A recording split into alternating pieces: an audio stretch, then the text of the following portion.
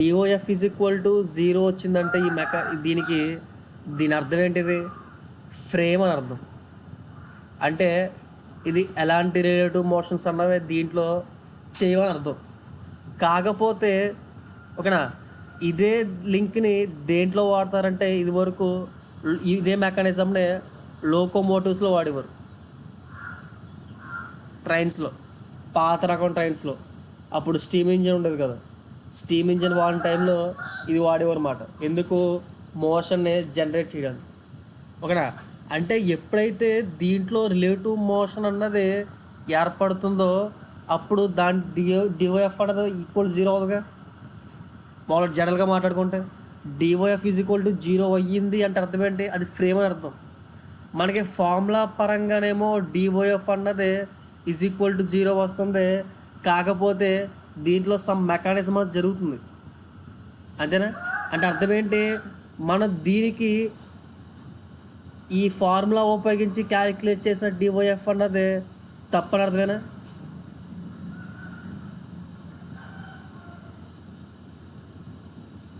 తప్పేనా? క్లియర్గా తెలిసింది కదా తప్పని. అదవుతుందా? మరి ఎందుకు తప్పు అవుతుంది ఏంటి అన్న దాని గురించి మాట్లాడుకుందాం. ఎందుకు తప్పు, దేని గురించి అన్న దాని గురించి మాట్లాడుకుందాం. ఓకేనా. మీలో ఎంతమంది ఈ మెకానిజంని చూసారు? ఓకేనా. ఈ లింక్స్ అన్నవి ఏ మోషన్ చేస్తాయి? ఇవన్నీ కూడా సపోజ్ నేను ఈ లింక్ని రొటేట్ చేశాను అనుకోండి. ఓకేనా. అదేం చేస్తుంది? ఈ లింక్ రొటేట్ అవుద్ది, ఈ లింక్ కూడా రొటేట్ అవుద్ది, అంతేనా? ఓ లింక్ని రొటేట్ చేసాం అనుకోండి, ఇవన్నీ కూడా ప్యూర్ రొటేషన్లో ఉంటాయి అన్నమాట జనరల్గా మనం చూసుకుంటే. ఓకేనా. ఫర్ ఎగ్జాంపుల్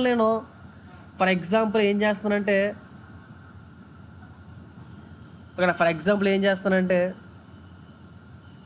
ఈ మధ్యలో ఉన్న లింక్ని రిమూవ్ చేసిన అనుకోండి. సపోజ్ ఈ మధ్యలో ఉన్న లింక్ని రిమూవ్ చేశాను నేను. ఓకేనా. ఈ మధ్యలో ఉన్న లింక్ని రిమూవ్ చేసేస్తే ఇప్పుడు మనకు వచ్చే అవుట్పుట్ మోషన్ అన్నది మారిపోద్దా? మారదా? మనకు వచ్చే అవుట్పుట్ మోషన్ అన్నది మారదా? ఒకవేళ సార్ నాకు ఇది ఎప్పుడు నేను చూడలేదు, దీని గురించి నాకు పెద్దగా తెలీదు అన్నారనుకోండి, ఇంకో ఎగ్జాంపుల్ ఇస్తాను. ఓకేనా. బాగా తెలిసిన ఎగ్జాంపుల్ ఇస్తాను. ఓకేనా. సపోజ్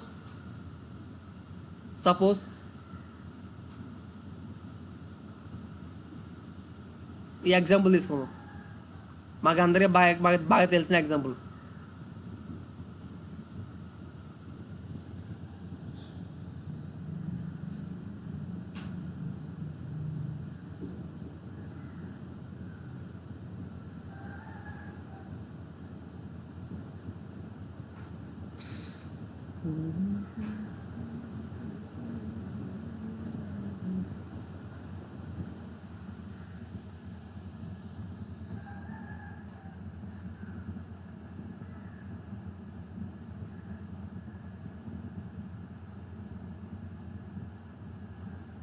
ఏంటిది?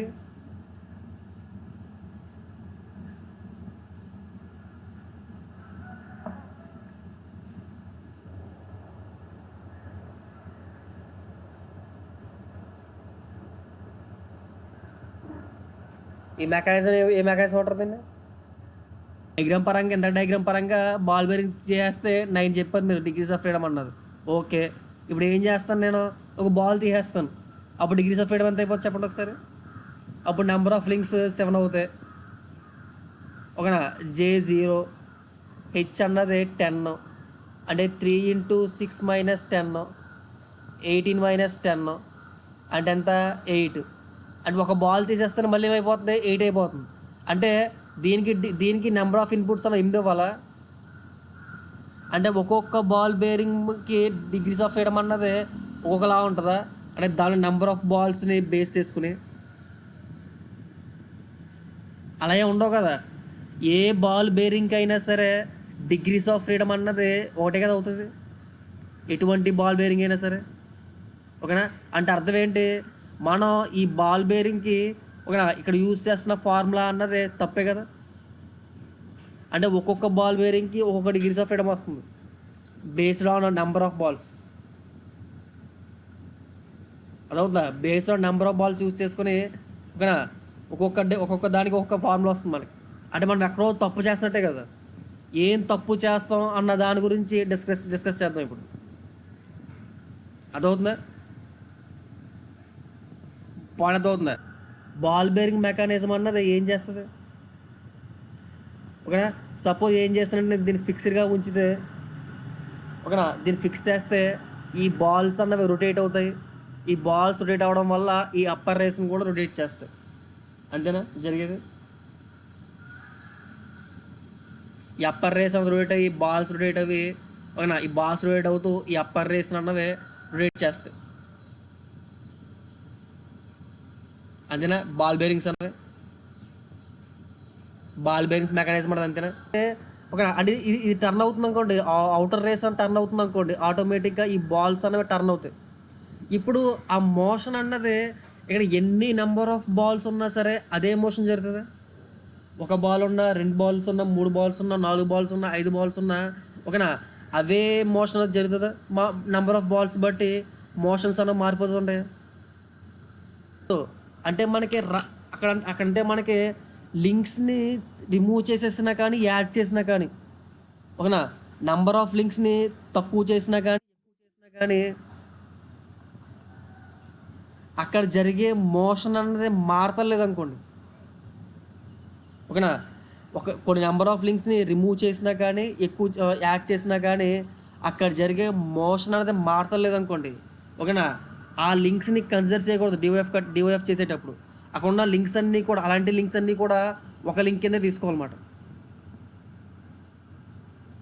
మళ్ళీ చెప్తున్నా, ఎక్కడైతే మనకి ఒక మోషన్ అన్నది నెంబర్ ఆఫ్ లింక్స్ అన్నది యాడ్ చేసుకోవడం వల్ల ఆ మోషన్కి ఎటువంటి ఇంపాక్ట్ చూపించలేదు అనుకోండి, అలా ఉన్న లింక్స్ అన్నిటిని కలిపి కూడా ఒక లింక్ కింద తీసుకుంటాము.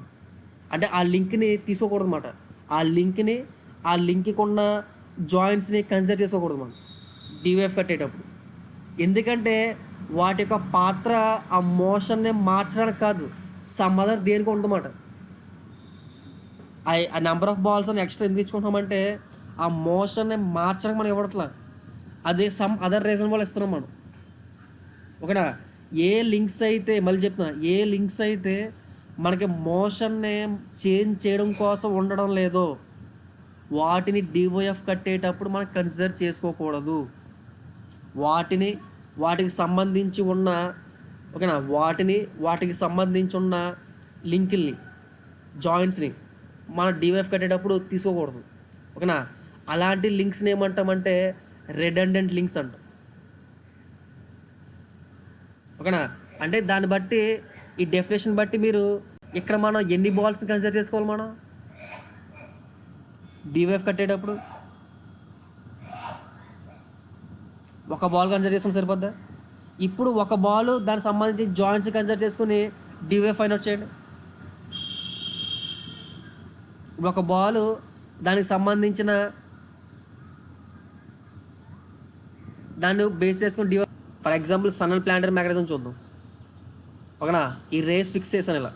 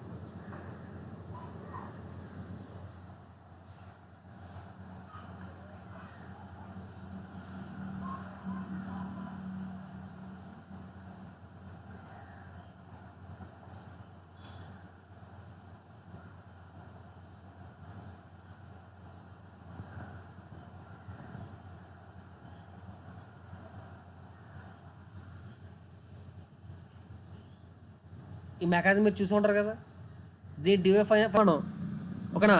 సో ఈ 3 రోలర్స్ కూడా ఏంటంటే సేమ్ మోషన్ అన్నమాట.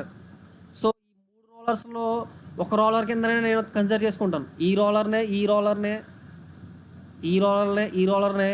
ఒక రోలర్ కింద కన్సిడర్ చేసుకుంటాను. సో నెంబర్ ఆఫ్ లింక్స్ వచ్చేసరికి ఓకేనా, ఫిక్స్ లింక్ ఒకటి, ఈ రోలర్ 2, ఓకేనా, ఈ కనెక్షన్ 3,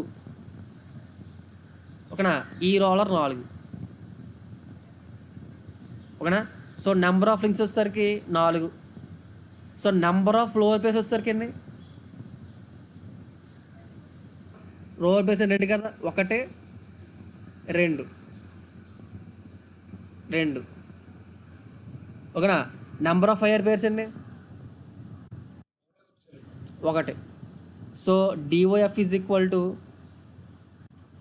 3 × 4 - 1 -2 × 2 -1, 3 × 3 -4 -1, 9 - 5 4. నెక్స్ట్ క్వశ్చన్ ఒకటి తప్పు, ఓకేనా. ఇక్కడ ఈ జాయింట్ ఇక్కడ ఫిక్స్ లింక్ కూడా ఉంటుంది ఇక్కడ సెంటర్లో,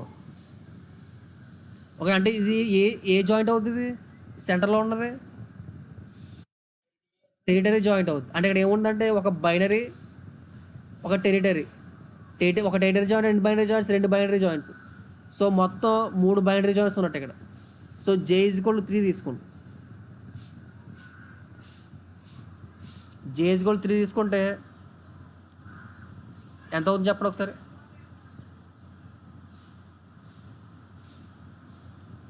3 - 3 9 - 6 - 1 2, డివైఫ్ ఈజ్ ఈక్వల్ టు 2. ఈ మెకానిజంకి డివైఫ్ ఈజ్ ఈక్వల్ టు 2, ఓకే. ఈ మెకానిజంలో ఈ లింక్, ఓకేనా, ఈ లింక్ ఉన్నా లేకపోయినా సరే, ఓకేనా, సేమ్ మెకానిజం అనేది జరుగుతుంది, ఓకేనా. సో అందుకోసం ఏం చేస్తామంటే మనం ఈ లింక్ని ఏమంటామంటే రెడెండెంట్ లింక్ అంటామన్నమాట. ఈ లింక్ని ఏమంటామంటే రెడెండెంట్ లింక్ అంటాం. సో ఇప్పుడు మీరు ఆ రెడెండెంట్ లింక్ని రిమూవ్ చేసి దీని యొక్క డివైఫ్ ఫైన్ వచ్చేయండి.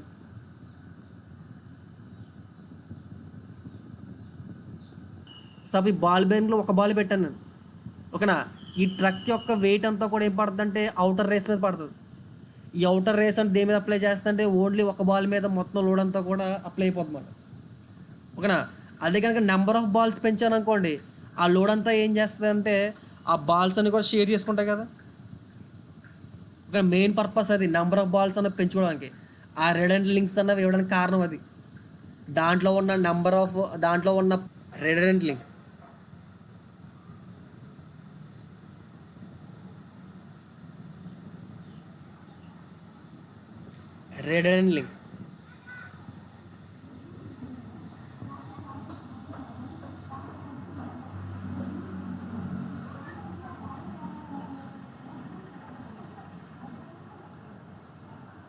this link has no effect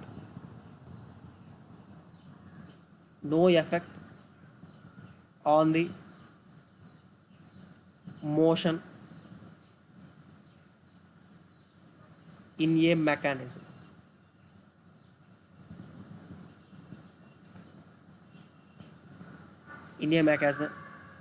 If it is present or absent.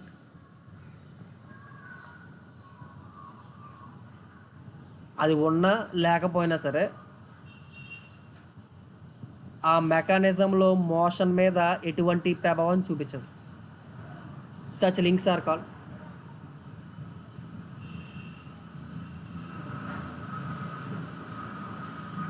redundant link.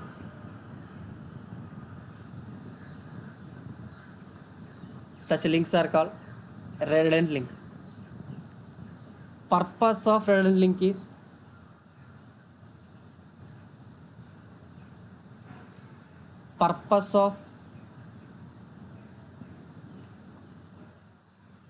redundant link is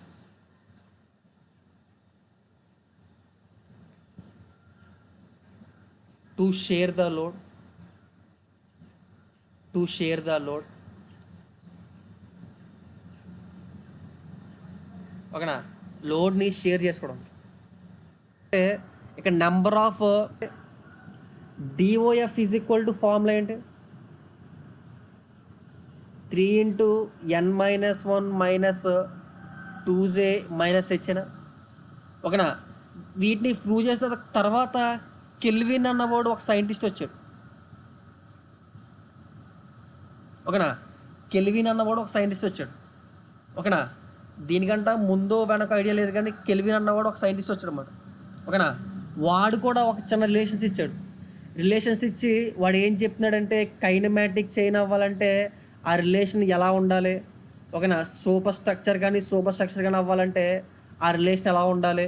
ఓకేనా, అన్కన్స్టెంట్ మోషన్ అవ్వాలంటే ఆ రిలేషన్ ఎలా ఉండాలి ఏంటని చెప్పి చిన్న చిన్న రిలేషన్స్ ఇచ్చాడు. ఓకేనా, ఆ రిలేషన్స్ చూద్దాం ఒకసారి. ఓకేనా, అకార్డింగ్ టు కెల్విన్, ఈ కెల్విన్ అన్నవాడు suppose J + h/2 is greater than 3l - 3l/2 - 2 ఉంటే, ఇలా ఉంటే ఓకేనా, అది అన్కన్స్టెంట్ మోషన్ అవుతుందండి. సారీ, అది ఫ్రేమ్ కానీ వాటిని ఫ్రేమ్ కానీ స్ట్రక్చర్ కానీ అంటారంట. ఇది మీరు గుర్తుపెట్టుకోవాల్సిన పని పర్లేదు. ఆల్రెడీ మన డివైఫ్లో చదివేసుకున్నాం కాబట్టి ఓకేనా, ఇది గుర్తులేకుండా పర్వాలేదు. ఓకేనా, మేబీ స్పెషల్గా అడితే తప్ప which of the following is condition for structure according to kelvin అంటే ఈ కండిషన్ మీరు చెప్పాలి. ఓకేనా, suppose J + h/2 is equal to 3l/2 - 2 అయిందనుకోండి, సపోజ్ అయిందనుకోండి. ఓకేనా, దీన్ని ఏమంటారంటే కైనమాటిక్ చైన్ అంటారు. నథింగ్ బట్ ఒకటే డిఓఎఫ్ కదా, కైనమాటిక్ చైన్ అంటారు. నథింగ్ బట్ కన్స్టెంట్ మోషన్ అనేది ఒకటే ఉంటుంది అన్నమాట. అదే కనుక J + h/2 is less than 3l/2 - 2 వచ్చింది అనుకోండి, దీన్ని అన్కన్స్ట్రెయిన్డ్ అంటారు. ఇది రాసుకోండి.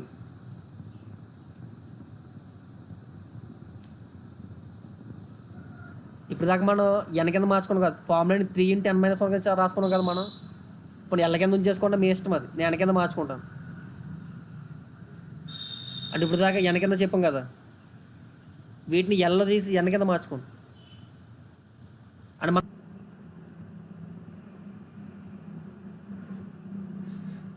చేస్తే లాస్ట్ కేసు మాట్లాడుకుందాం.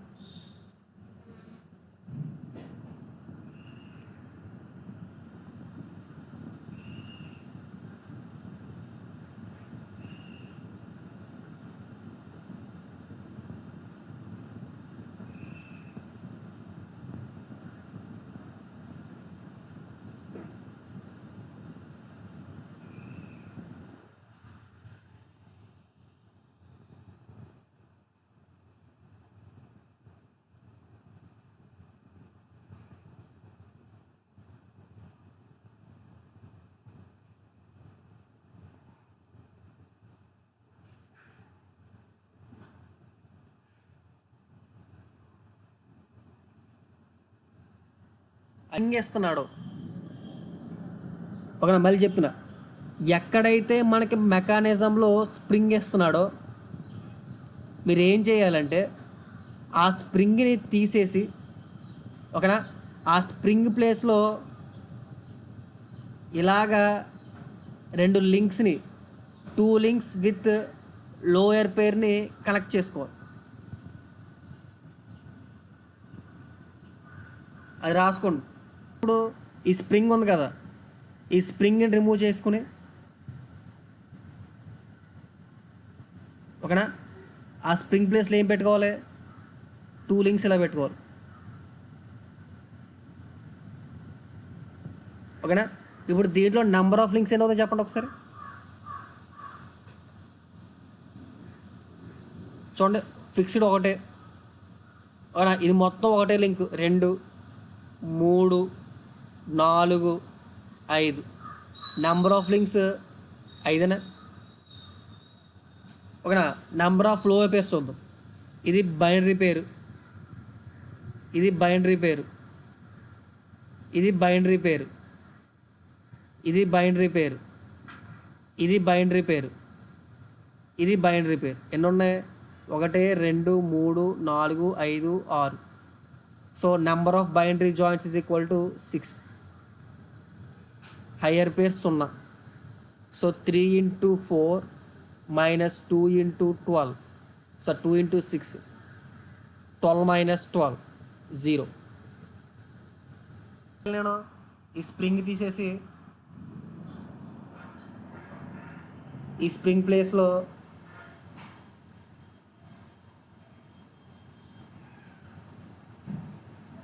ఒక ఈ జాయిన్ చేసుకో.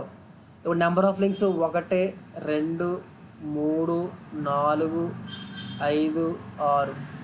నెంబర్ ఆఫ్ లింక్స్ వచ్చేసరికి 6. బైనరీ పేర్స్ వచ్చేసరికి 1 binary, 2 binary, 3 binary, 4 binary, 5 binary, 6 binary, 7 binary. So number of binary pairs వచ్చేసరికి 7. హయ్యర్ పేర్స్ వచ్చేసరికి 0. So 3 into 5 minus 2 into 7 minus 0.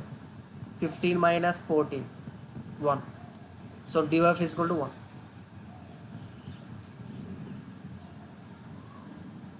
ఓకేనా?